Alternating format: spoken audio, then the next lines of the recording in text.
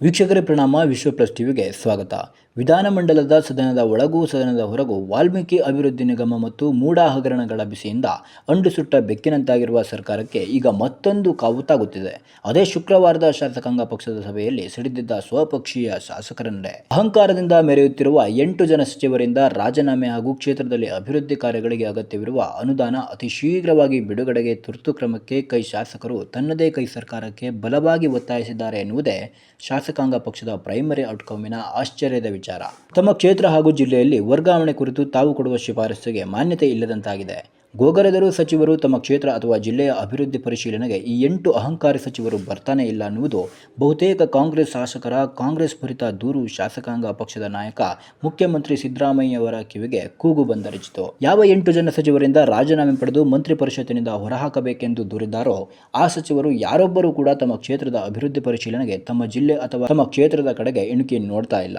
ಸಚಿವರ ಈ ವರ್ತನೆ ಬಗ್ಗೆ ಸರ್ಕಾರದ ಗಮನಕ್ಕೆ ತಂದಿದ್ದರೂ ಮುಖ್ಯಸ್ಥರಾದ ತಮ್ಮ ನಿರ್ಲಕ್ಷ್ಯದಿಂದಾಗಿ ಮತದಾರ ಮುಂದಾಗಲಿ ಕ್ಷೇತ್ರದ ವ್ಯಾಪ್ತಿಯಲ್ಲಾಗಲಿ ತಿರುಗಾಡಲು ಶಾಸಕರಾದ ತಮಗೆ ಮುಖವಿಲ್ಲದಂತಾಗಿದೆ. ಇನ್ಮೇಲೆ ಅನುದಾನಕ್ಕಾಗಿ ಹುಜೂರಿಕೆ ಮಾಡಿಕೊಂಡು ಕಾಯೋದಕ್ಕಂತೂ ಅಜೀಬಾತ್ ಸಾಧ್ಯವಿಲ್ಲ ಎಂದು ಪಟ್ಟು ಹಿಡಿದು ಕೂಗಿ ಹಾಕಿದರು ಕಾಂಗ್ರೆಸ್ನ ಸ್ವಪಕ್ಷೀಯ ಶಾಸಕರು. ಚುನಾವಣೆ ಗೆದ್ದು ಅಧಿಕಾರಕ್ಕೆ ಬಂದಾಗ ಜನರಿಗೆ ಕೊಟ್ಟ 5 ಗ್ಯಾರಂಟಿ ಚಾಚು ತಪ್ಪದೆ ಅನುಷ್ಠಾನಕ್ಕೆ ತರಬೇಕು. 1 ವರ್ಷದ ತನಕ ಕ್ಷೇತ್ರದ ಅಭಿವೃದ್ಧಿಗೆ ಅನುದಾನಕ್ಕೆ ಪಟ್ಟು ಹಿಡಿಯಬಾರದು ಅಂತ ತಾಕೀತು ಮಾಡಿದ ತಮ್ಮದೇ ಸರ್ಕಾರ ಮುಖ್ಯಸ್ಥರ ಮೌಖಿಕ ಸೂಚನೆಯನ್ನ ಅನ್ಯ ಮಾರ್ಗವಿಲ್ಲದೆ ಒಪ್ಪಿಕೊಂಡಿದ್ದರು ಕಾಂಗ್ರೆಸ್ ಶಾಸಕರು. ಅದೇ ವೇಳೆಗೆ ಲೋಕಸಭೆ ಚುನಾವಣೆ ಕೂಡ ಬಂತು. ಗ್ಯಾರಂಟಿಗಳು ಕೈ ಹಿಡಿಯಲೂ ಇಲ್ಲ. ನಿರೀಕ್ಷಿತ ಮಟ್ಟದಲ್ಲಿ ಕೈ ಎಂಪಿಗಳು ಕರ್ನಾಟಕದಿಂದ ಲೋಕಸಭೆ ಪ್ರವೇಶಿಸಲು ಇಲ್ಲ. ಸರ್ಕಾರದ ಗ್ಯಾರಂಟಿ ಯೋಜನೆಗಳು ಪಕ್ಷದ ವರ್ಚಸ್ಸು ಹಾಗೂ ಪಕ್ಷದ ಚುನಾವಣಾ ರಾಜಕೀಯದ ಮೇಲೆ ಎಷ್ಟು ಇಂಪ್ಯಾಕ್ಟ್ ಆಯಿತು, ಫಲಶ್ರುತಿಗೆ ಮತ್ತಷ್ಟು ಉಪಯುಕ್ತ ಆಯಿತು ಎನ್ನುವುದು ಜಗಜ್ಜಾಹೀರಾಗಿಬಿಟ್ಟಿದೆ. ಇನ್ನು ತಮ್ಮಲ್ಲಿ ಒಂದು ಕ್ಷಣವೂ ಅನುದಾನಕ್ಕೆ ಕಾಯುವ ವ್ಯವಧಾನ ಉಳಿದಿಲ್ಲ.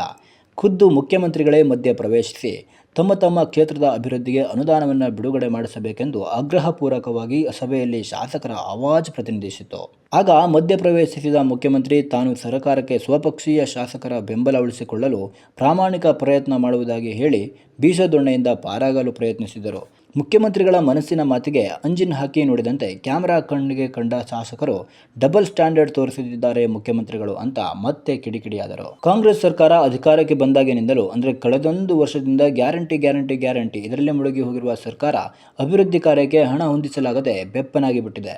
ತಮ್ಮದೇ ಸರ್ಕಾರದ ಈ ನಿದ್ದೆಗಣ್ಣಿನ ವರ್ತನೆಯಿಂದ ತಾವು ಕ್ಷೇತ್ರದಲ್ಲಿ ಮತದಾರರ ಮುಂದೆ ಸಾರ್ವಜನಿಕವಾಗಿ ತಲೆ ಎತ್ತಿ ಓಡಾಡಲು ಸಾಧ್ಯವಾಗ್ತಾ ಇಲ್ಲ. ತಾಳ್ಮೆಯ ಕಟ್ಟೆ ಒಡೆದಿದೆ. ಅನುದಾನ ಬಿಡುಗಡೆ ಮಾಡಲೇಬೇಕು.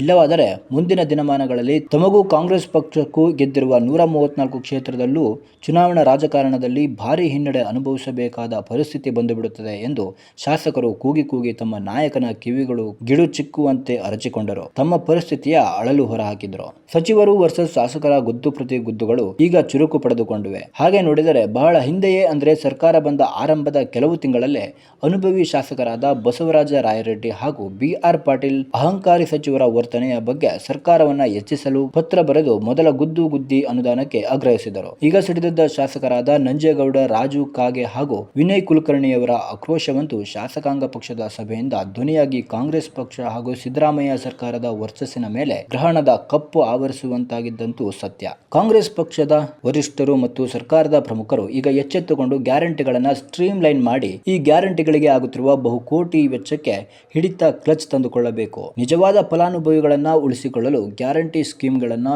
ಜರಡಿ ಹಿಡಿದು ಅದರಿಂದ ಖಜಾನೆಯಲ್ಲಿ ಉಳಿಕೆ ಮಾಡಿಕೊಳ್ಳುವ ಸಂಪನ್ಮೂಲವನ್ನು ಪಕ್ಷಭೇದ ಮರೆತು ಕ್ಷೇತ್ರಗಳ ಅಭಿವೃದ್ಧಿಯತ್ತ ವಿನಿಯೋಗ ಮಾಡಲು ಮುಂದಾಗುವುದು ತೀರಾ ಅಗತ್ಯವಾಗಿದೆ. ಶಾಸಕರು ವರ್ಸಸ್ ಸಚಿವರ ಹೊಯ್ದಾಟವನ್ನು ಸರಿಪಡಿಸುವುದು ಕಷ್ಟದ ಕೆಲಸವೇನಲ್ಲ. ಇದರ ಬಗ್ಗೆ ತಲೆಕೆಡಿಸಿಕೊಳ್ಳದೆ ಅನುದಾನವನ್ನು ಒದಗಿಸುವುದು ಹಾಗೂ ಗ್ಯಾರಂಟಿಗಳನ್ನು ಮುಂದುವರೆಸುವುದು ಹೇಗೆ ಎನ್ನುವುದೇ ಸಿದ್ದರಾಮಯ್ಯ ಸರ್ಕಾರದ ಮುಂದಿರುವ 2 ದೊಡ್ಡ ಚಾಲೆಂಜ್ ಆಗಿಬಿಟ್ಟಿದೆ. ಪೊಲಿಟಿಕಲ್ ಬ್ಯೂರೋ, ವಿಶ್ವ ಪ್ಲಸ್ ಟಿವಿ.